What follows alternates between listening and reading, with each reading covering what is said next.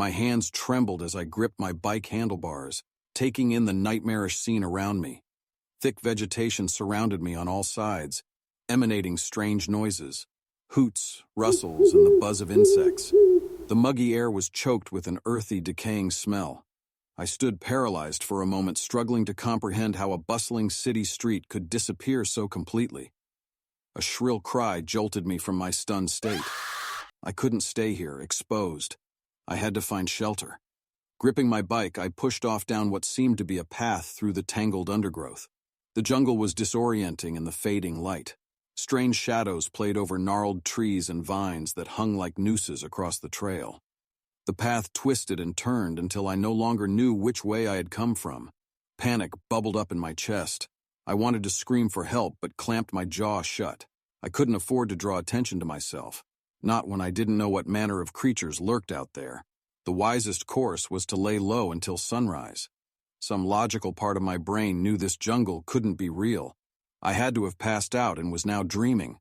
But the rest of me was convinced of the very real danger I was in. Up ahead, the trail ended abruptly at a sheer rock face. I craned my neck, searching for a way up the cliff.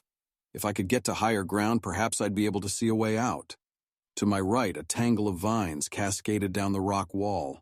Testing my weight on the vines, I hoisted myself up. My bike dangled from my back as I slowly ascended.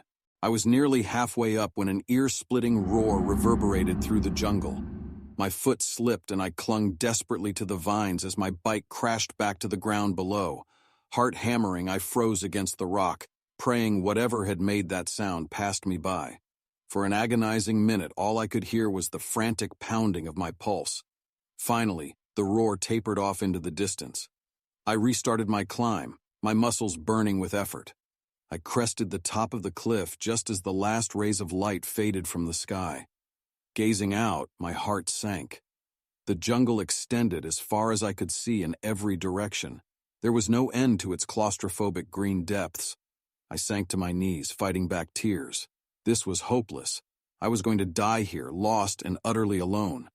As darkness descended rapidly over the jungle, I knew my worst fear was about to come true. Being trapped in the blackness, unable to see what horrors lurked right in front of me.